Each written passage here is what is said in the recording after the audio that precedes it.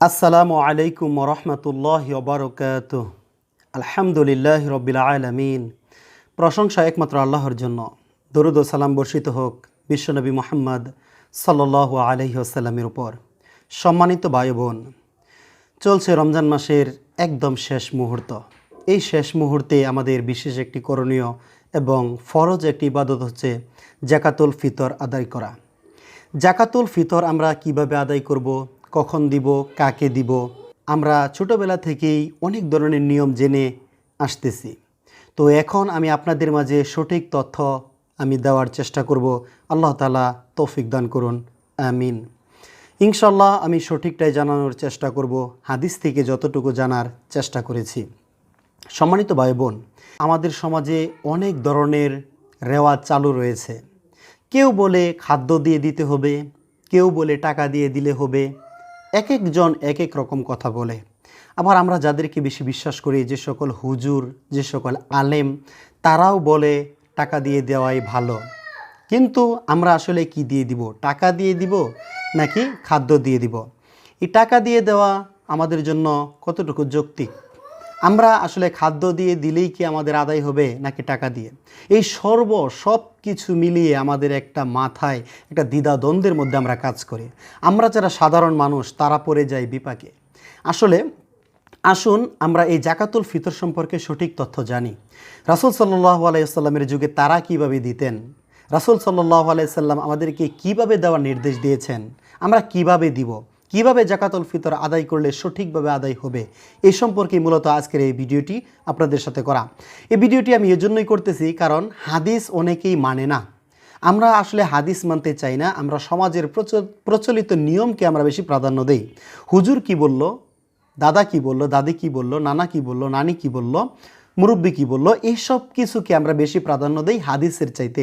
অথচ রাসূল সাল্লাল্লাহু আলাইহি ওয়াসাল্লাম বলেছেন, কোনো কথা, এমন যদি কোনো কথা হয় আর সেই কথা যদি আমার যদি না হয়, সেটা আমার নামে যদি চালিয়ে দেওয়া হয়, তাহলে তার থাকার স্থান হচ্ছে জাহান্নাম। কোনো হুজুর যদি এমন কোনো কথা বলে আর সেই কথা যদি রাসূল সাল্লাল্লাহু আলাইহি ওয়াসাল্লাম না বলে থাকেন, রাসূল সাল্লাল্লাহু আলাইহি ওয়াসাল্লামের পক্ষ থেকে যদি কোনো এরকম দিক নির্দেশনা যদি না থাকে আর আমরা যদি সেরকম করি, তাহলে সেই আমল তো আসলে গ্রহণযোগ্য হবে না, সেটা হয়ে যাবে বরবাদ। কারণ রাসূল সাল্লাল্লাহু আলাইহি ওয়াসাল্লাম বলেছেন, আমরা যা প্রচলিত করিনি, আমাদের যা নির্দেশ নেই, আমরা যেরকম করিনি, এরকম কেউ যদি করে, আমল মনে করে, ইবাদত মনে করে, তাহলে তা হচ্ছে পরিত্যাজ্য, গ্রহণযোগ্য হবে না। অতএব আমল করতে হবে রাসূল সাল্লাল্লাহু আলাইহি সাল্লামের পদ্ধতি অনুসারেই। তাহলে জাকাতুল ফিতর সম্পর্কে আমরা এখন কয়েকটি হাদিস এখানে আমি নোট করেছি, আমরা এগুলো বোঝার চেষ্টা করব।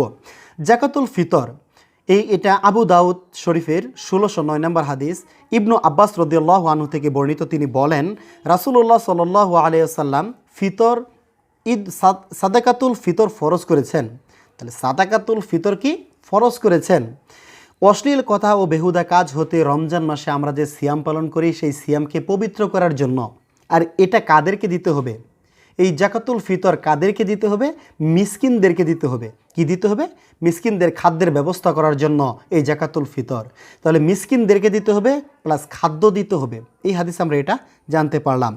যে ব্যক্তি ঈদের সালাতের পূর্বে এই জাকাতুল ফিতর আদায় করবে, তার এটা কবুল জাকাতুল ফিতর হিসেবে গণ্য হবে। আর যে ব্যক্তি ঈদুল ফিতরের নামাজের পর আদায় করবে, এটা সাধারণ দান হিসেবে গণ্য হবে। এই একটা হাদিস। তিনটা হাদিসই আমি এখানে সমন্বয় করব, আপনারা বোঝার চেষ্টা করুন। আরেকটা হাদিস সহিহ বুখারীতে, সহিহ বুখারীর 1503 নম্বর হাদিস। এখানে ইবনু উমর রাদিয়াল্লাহু আনহু থেকে বর্ণিত, তিনি বলেন, প্রত্যেক গোলাম আজাদ পুরুষ নারী, দেখুন পুরুষ নারী, এখানে পুরুষ নারী বলতে কিন্তু সকলকেই বোঝাচ্ছে, পুরুষ নারী ছোট বড়, কিন্তু আলাদাভাবে বলা হচ্ছে প্রাপ্ত বয়স্ক, অপ্রাপ্ত বয়স্ক, ছোট বড়। তারপর আমভাবে বলা হচ্ছে কাদের উপর ফরজ? এটা সকল মুসলমানদের উপর ফরজ। এটা হচ্ছে সকল মুসলমানদের উপর ফরজ। কতটুকু ফরজ?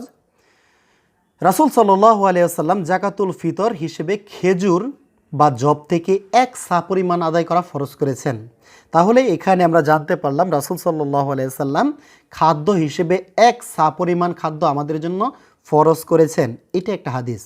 আরেকটি হাদিস, আবু সাঈদ খুদরি রাদিয়াল্লাহু আনহু থেকে বর্ণিত, তিনি বলেন রাসূলুল্লাহ সাল্লাল্লাহু আলাইহি ওয়াসাল্লামের জামানায় আমরা জাকাতুল ফিতর আদায় করতাম, মানে ফিতরা আমরা যাকে বলি ফিতরা, এই ফিতরা আদায় করতাম এক সা খাদ্য দ্বারা। এখানে কিন্তু এক সা খাদ্য দ্বারা আদায় করতে বলা হচ্ছে। তারা বলতেন, তিনি বলতেছেন এখানে আবু সাঈদ খুদরি রাদিয়াল্লাহু আনহু তিনি বলতেছেন রাসূল সাল্লাল্লাহু আলাইহি ওয়াসাল্লামের যুগে, রাসূল সাল্লাল্লাহু আলাইহি ওয়াসাল্লামের জামানায় আমরা এক সা পরিমাণ খাদ্য দ্বারা আমরা জাকাতুল ফিতর, সাদাকাতুল ফিতর বা ফিতরা আদায় করতাম। তাহলে এখানে আমরা খাদ্য পেয়ে যাচ্ছি, খাদ্য দ্বারা আদায় করতে হবে। এখানে তখন তিনি দেখেন এ কথাই স্পষ্ট নয়, কিন্তু আরও স্পষ্টভাবে তিনি বলে দিলেন আমাদের যুগে তখন খাদ্য ছিল, আমরা খাদ্য দিয়ে আদায় করতাম। তারা কি খাদ্য দিয়ে আদায় করতেন? খাদ্য হিসেবে তো অনেক খাদ্যই থাকে, মানুষের খাদ্যও থাকে, গরু ছাগলের খাদ্যও থাকে, পশু পাখির, এগুলো খাদ্য, সব কিছুই খাদ্য। কিন্তু কোন খাদ্য হিসেবে আমরা জাকাতুল ফিতর মানে ফিতরা আদায় করব, কোন খাদ্য থেকে? এটা হচ্ছে মানুষের খাদ্য। আর তিনি বলতেছেন আমাদের যুগে খাদ্য ছিল জব, কিশমিশ, পনির, খেজুর, এগুলো দ্বারা তারা ফিতরা আদায় করতেন। তারা যখনই ফিতরা আদায় করতেন তারা এক সা পরিমাণ ফিতরা আদায় করতেন, এবং কী দিয়ে আদায় করতেন? খাদ্য দ্বারা। খাদ্যের মধ্যে অনেক রকম খাদ্য রয়েছে, এর মধ্যে তিনি বললেন আমাদের যুগে খাদ্য ছিল খেজুর, পনির, কিশমিশ, জব, এগুলো তাদের যুগে খাদ্য ছিল। তাহলে আমাদের যুগে খাদ্য কি? আমাদের যুগে খাদ্য হচ্ছে গিয়া আমরা ভাত বেশি খাই। আমাদের ফেভারেট, আমাদের যে আইটেমগুলোর মধ্যে আমরা সচরাচর সবচেয়ে বেশি যেটা পছন্দ করি সেটা হচ্ছে ভাত, চাউল, যেটা চাউল, এটাও কিন্তু খাদ্যের মধ্যেই পড়ে। বর্তমান যুগে আমাদের প্রধান খাদ্য যদি খেজুর হয়ে থাকে তাহলে আমরা খেজুর দিয়ে আদায় করব। আমরা যদি কিশমিশ যদি আমাদের খাদ্য হয়ে থাকে তাহলে আমরা কিশমিশ দিয়ে আদায় করব। পনির যদি হয়ে থাকে আমরা পনির দিয়ে আদায় করব। জব যদি হয়ে থাকে তাহলে আমরা জব দিয়ে আদায় করার চেষ্টা করব বা জব দিয়ে আদায় করব। এখন এটার পরিমাণ কত? পরিমাণ তো আমরা জানছি এক সা। এই হাদিসগুলো বিশ্লেষণ করে আমরা কি জানতে পারলাম? যে জাকাতুল ফিতর কাদেরকে দিতে হবে? আমাদের একটা প্রশ্ন থাকে, এটা কাদের উপর ফরজ বা ওয়াজিব? কাদের উপর ফরজ বা ওয়াজিব? এখানে একটি হাদিসের মধ্যে, বুখারী শরীফে 1503 নম্বর হাদিসের মধ্যে আমি স্পষ্টভাবে এখানে পেয়ে গেলাম কি প্রত্যেক গোলাম, আজাদ, পুরুষ, নারী, ছোট বড়, প্রাপ্তবয়স্ক বা অপ্রাপ্তবয়স্ক সকলের উপর এটা ফরজ। সকল কি হিন্দুদের উপর ফরজ? না, এটা এখানে উল্লেখ করে দেওয়া হয়েছে মুসলিমদের উপর ফরজ। প্রথম শর্ত হচ্ছে ফিতরা আদায় করার ক্ষেত্রে, ফিতরা দেওয়ার ক্ষেত্রে মুসলমান হতে হবে। তাহলে মুসলমানের উপর হচ্ছে ফরজ। আর মুসলমানদের মধ্যে কাদের উপর ফরজ? গোলাম, আজাদ, নারী, পুরুষ, ছোট বড় সকলের উপর এটা ফরজ। তাহলে এই প্রশ্ন বাদ, কাদেরকে দিতে হবে? তাহলে এই প্রশ্ন আমাদের আর থাকবে না। সকলের উপর মুসলমান যদি আমি হয়ে থাকি তাহলে প্রাপ্তবয়স্ক, অপ্রাপ্তবয়স্ক, ছোট বড় সকলের উপর এটা ওয়াজিব দিতে হবে। এক্ষেত্রে একজন শিশুও এখানে পড়ে, ছোট বড় সকল, এখানে আর কোনো দ্বিমত নেই যে ছোট বাচ্চার জন্য দিব কিনা, কখন দিব কিনা, এগুলো প্রশ্নই আসে না, এগুলো দিতে হবে। তাহলে এটা তারপর আমরা কি দিয়ে আদায় করব? আমরা এক সা পরিমাণ খাদ্য দিয়ে আদায় করব। এক সা পরিমাণ খাদ্য কতটুকু? এই যে দেখেন এখানে একটা পাত্র রয়েছে, রাসূল সাল্লাল্লাহু আলাইহি ওয়াসাল্লামের যুগে পাত্র যেটা ছিল এটাকে বলা হতো সা। এই সা দিয়েই তারা মূলত ফিতরা আদায় করতেন। তারা এক সার মধ্যে তারা খেজুর দিতেন, অথবা কিশমিশ দিতেন, অথবা পনির দিতেন, অথবা তারা খেজুর দিয়ে এগুলো আদায় করতেন। তাহলে আমরা এই যে ধরুন এটা একটা সা, যদি আপনি এটা একটা পাত্রকে সা ধরেন তাহলে এটা হচ্ছে একটা সা। আপনি এটা কতটুকু আদায় করবেন? একজন মানুষের জন্য, একজন পুরুষের জন্য বা তা একজন নারীর জন্য, একজন শিশুর জন্য এক সা, এটা সম্পূর্ণ পরিমাণ চাউল দ্বারা ভর্তি করবেন। তাহলে এটা ভর্তি করার পর এটা হবে একজনের এক সা পরিমাণ ফিতরা। এখানে 3 কেজি 300 গ্রাম হয়। এখানে ফিতরা হিসেবে 3 কেজি 300 গ্রাম এখানে হয়। চাউল দিয়ে যদি আপনি আদায় করতে চান তাহলে এখানে 3 কেজি 300 গ্রাম চাউল এটা ধরে পূর্ণ হয় 3 কেজি 300 গ্রাম চাউল। তাহলে আপনি 3 কেজি 300 গ্রাম চাউল আপনি দিয়ে ফিতরা আদায় করবেন। এখানে 2 কেজি 40 গ্রাম, 2.5 কেজি, অনেকেই অনেক ধরনের কথা বলে। আসলে আমি একুরেটভাবে মেপে, একদম পাল্লা পাথরে মেপে আমি দেখেছি এখানে 3 কেজি 300 গ্রাম হয়। তাহলে 3 কেজি 300 গ্রাম চাউল দিয়ে আপনাকে আদায় করতে হবে। এখন আপনি টাকা দিয়ে আদায় করবেন নাকি খাদ্য দিয়ে আদায় করবেন, একথা প্রশ্ন। এটা প্রশ্নই হচ্ছে একটা বেহুদা একটা প্রশ্ন। টাকা দিয়ে এখানে কোনো প্রশ্নই আসবে না, কারণ টাকার সাথে সম্পর্কিত নয়। ফেতরা টাকার সাথে কোনো সম্পর্কিত নয়। আপনাকে একটি কথা মনে রাখতে হবে, রাসূল সাল্লাল্লাহু আলাইহি সাল্লামের যুগে দিরহাম ছিল, মুদ্রা ছিল, দিনার ছিল, কিন্তু তারা এগুলো খাদ্যকে টাকায় কনভার্ট করে তারা দেননি, তারা মূলত খাদ্য হিসেবে দিয়েছেন। এখানে আমরা হাদিসে স্পষ্টভাবে পেয়েছি, আবু সাইদ খুদরি তিনি বলেন আমাদের যুগে খাদ্য ছিল খেজুর, পনির, কিশমিশ। তাহলে আমাদের যুগে খাদ্য কি? তাদের যুগে খাদ্য ছিল এটা খাদ্য। কারণ আপনি কেন খাদ্য দিয়েই এটা কেন আদায় করতে হবে? তাহলে কেন খাদ্য দিয়ে আদায় করতে হবে? কারণ এখানে স্পষ্টভাবে বলাই হচ্ছে জাকাতুল ফিতর আদায় করতাম খাদ্য দ্বারা। তাহলে খাদ্য ওই যুগে খাদ্য ছিল, আমাদের যুগে খাদ্য রয়েছে, তাহলে এখানে টাকার কোনো প্রশ্নই আসে না। তাহলে খাদ্য দিয়ে দিতে হবে, যেহেতু খাদ্য ওই যুগেও ছিল, আমাদের যুগেও রয়েছে, তাহলে এখানে ভেজাল হওয়ার কোনো সম্ভাবনা নেই, বা টাকা এখানে আসার কোনো সম্ভাবনা নেই। আর টাকাই যদি আসে তাহলে এক সার মধ্যে যদি এখানে যদি 3 কেজি 300 গ্রাম চাউল যদি এখানে ধরে, 3 কেজি 300 গ্রাম চাউলের মূল্য যদি আপনি ধরেন 50 টাকা কেজি যদি চাল হয়, তাহলে 3 কেজি চালের দাম আসবে 150 টাকা। আর আপনি নির্ধারণ করতেছেন 70 টাকা থেকে 100 টাকা, তাহলে এটা হচ্ছে না। আর 50 টাকা কেজি চাউল ধরবেন আপনি কিভাবে? কারণ চাউল তো 60 টাকা কেজিও রয়েছে, 70 টাকা কেজিও রয়েছে, 90 টাকা কেজিও চাউল রয়েছে, ভালো মানের উন্নত মানের চাল 90 টাকা কেজিও রয়েছে। তাহলে আপনি টাকা হিসেবে কোনটার মূল্য আপনি ধরবেন? এক্ষেত্রে আপনার একটা ভেজাল লেগে যাবে। এই জন্য আপনি যদি এটা ভর্তি যদি চাউল যদি দিয়ে দেন, তাহলে এখানে আপনি যেই চাল খান সচরাচর পছন্দ করেন, আপনি যদি 90 টাকা কেজি চাউল খান, তাহলে 90 টাকা কেজি চাউল ভর্তি করে আপনি একজনের ফেতরা দিয়ে দিবেন। 50 টাকার হলে 50 টাকা কেজি ধরে এটা আপনি ভর্তি করে দিবেন। এখানে 3 কেজি 300 গ্রাম চাউল দিয়ে যদি আপনি আদায় করেন তাহলে এটা হবে। আর যদি খেজুর দিয়ে যদি আপনি আদায় করতে চান, তাহলে খেজুর কিন্তু এখানে 3 কেজি 300 গ্রাম হবে না। খেজুর কিন্তু বড় বড় খেজুর, উন্নত মানের খেজুরগুলো আপনি যদি ধরেন এখানে, এই জন্য এটা কেজির দ্বারা মূল্যায়ন করা যাবে না। এখানে 3 কেজি 300 গ্রাম বলা হচ্ছে কি কারণে? কারণ এই পাত্রের মধ্যে চাল 3 কেজি 300 গ্রাম ধরে, এই কারণে বলা হচ্ছে। 3 কেজি 300 গ্রাম মেপে কিন্তু এখানে রাখা হচ্ছে না, এখানে চাল রাখার পর এটা 3 কেজি 300 গ্রাম হচ্ছে। চাল যদি বেশি ওজন হয় তাহলে ওজন বেশি হবে, চাল যদি পাতলা হয়, একটু ওজন মানে শুকনা হয়, তাহলে চাল আরও একটু কেজিতে কম হবে। এই জন্য কেজির সাথেও এখানে কোনো সম্পর্ক নেই, টাকার সাথেও কোনো সম্পর্ক নেই, কেজির সাথেও কোনো সম্পর্ক নেই। মূলত একজন মানুষের জন্য এক সা পরিমাণ খাদ্য দিতে হবে। তাহলে এই ভর্তি করে আপনি খাদ্য দেন, আপনি এটা ভর্তি করে খেজুর দেন, আপনি এটা ভর্তি করে পনির দেন, আপনি এটা ভর্তি করে এটা 1 সা, তাহলে 1 সা হিসেবে আপনি এটা ভর্তি করে আপনি কিশমিশ দেন। আপনি যদি মনে করেন আমার প্রধান খাদ্য হচ্ছে বর্তমান যুগে জব বা আমি আটা খাই, তাহলে এটা ভর্তি করে আপনি আটা দেন, এটা ভর্তি করে আটা দেন। 1 সা পরিমাণ, বারবার হাদিসের মধ্যে বলা হচ্ছে 1 সা পরিমাণ আদায় করতে হবে, খাদ্য দিয়ে আদায় করতে হবে, প্লাস 1 সা দিয়ে আদায় করতে হবে। আর এটার নাম হচ্ছে মূলত 1 সা। এই 1 সার মধ্যে আপনি যা কিছু আপনার খাদ্য হিসেবে আপনি যেটা মনে করেন ওই খাদ্য হিসেবে আপনি এটা দিয়ে আদায় করেন। এটা মানুষের খাদ্য হতে হবে, পশু পাখির খাদ্য নয়, এটা মানুষের খাদ্য। আপনি এখানে ঘি দিতে পারেন, আপনি যদি ঘি খেয়ে থাকেন, ঘি যদি আপনার প্রধান খাদ্য হয়, তাহলে এটা ভর্তি আপনি এক ভর্তি ঘি দিয়ে দেন মানুষকে জাকাতুল ফেতরা হিসেবে, তাহলে এটাই হবে। আর টাকাকেই যদি আপনি দিতে চান, তাহলে এখানে আপনি 70 টাকা 100 টাকা কীভাবে নির্ধারণ করবেন? যেখানে খেজুরের দাম ভিন্ন, যেখানে চালের দাম ভিন্ন, আটার দাম ভিন্ন, যেখানে কিশমিশের দাম আরও বেশি, যেখানে খেজুরের দাম 300 থেকে 500 1500 টাকা কেজি খেজুর রয়েছে। আপনি 3 কেজি খেজুরের দাম ধরলে সেখানে আপনি 1500 টাকা করে যদি খেজুর হয়, তাহলে 3 কেজি খেজুরের দাম কত আসতেছে? আপনি এটা মূল্য কিভাবে দিবেন? এই জন্য মূল্যের সাথে কোনো সম্পর্ক নেই, আমরা মূল্যের মধ্যে যাবই না। যেহেতু রাসূল সাল্লাল্লাহু আলাইহি সাল্লামের যুগে খাদ্য ছিল, আমাদের যুগেও খাদ্য রয়েছে, অতএব এই হাদিসের সাথে আমাদের বর্তমান পরিস্থিতি খাদ্যের একদম সম্পূর্ণ মিল রয়েছে, এখানে টাকার কোনো প্রশ্নই আসে না। আর একটি প্রশ্ন, আপনি বলতেছেন যে টাকা দিয়ে আদায় করা উত্তম বর্তমান যুগে, কারণ মানুষ এত চাউল যদি হয়ে যায় মানুষ কী করবে? এটা তো আপনার টেনশন করার কিছু নেই, চাউল দিয়ে সে কী করবে এটা টেনশন করার কিছু নেই। আর আপনি এটা আমরা সচরাচর দেখে আসতেছি টাকা দিয়ে আদায় করা হয়, বিগত 100 150 200 বছর ধরে এটা টাকা দিয়ে আদায় করা হচ্ছে, বা আরও আগে থেকে। আমার বয়স অনুযায়ী আমি ছোট থেকে দেখে আসতেছি আমাদের পাড়ার প্রতিবেশী সকল মানুষ টাকা দিয়ে আদায় করে। তাহলে একজন মানুষ কিভাবে বুঝবে, যে ব্যক্তি মিসকিন, সেই মিসকিন কিভাবে বুঝবে যে চাউল নিতে হয়? এজন্যই তো সে টাকা নেয়।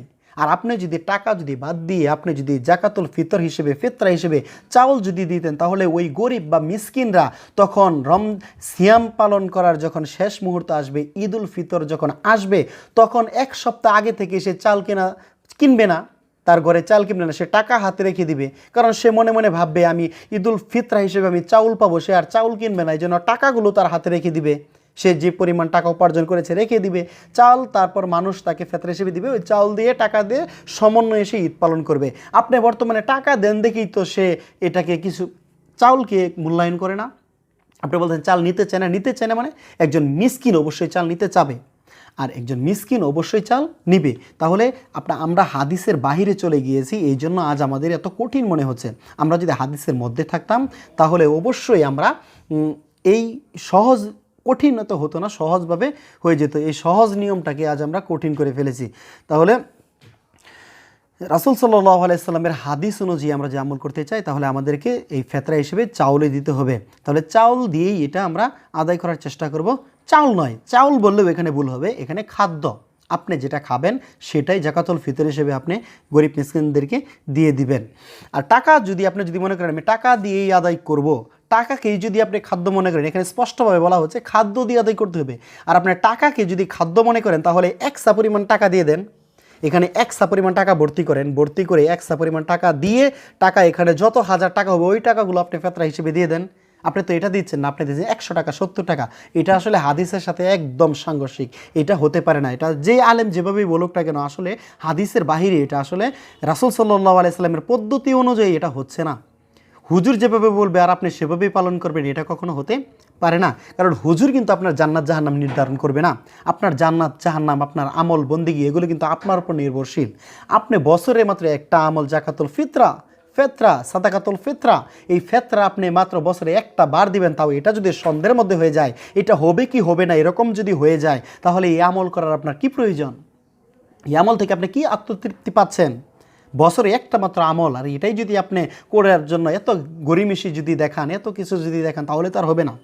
আপনি যদি গরিবে যদি চাউল যদি না নিতে চায়, তাহলে আপনি ফিতরা হিসেবে খাদ্য আপনি দেন, সাথে আপনি কিছু টাকাও দিয়ে দেন, তাকে মহব্বত করে টাকা দিয়ে দেন। আপনার যদি এতই টাকা থাকে তাহলে টাকাও কিছু দিয়ে দেন, কিছু টাকা দিয়ে দেন, তারপর কিছু খাদ্যও দিয়ে দেন, দুটোটাই দিয়ে দেন, গরিবের তো আরও বেশি উপকার হবে। এটা তো আপনি করতেছেন না।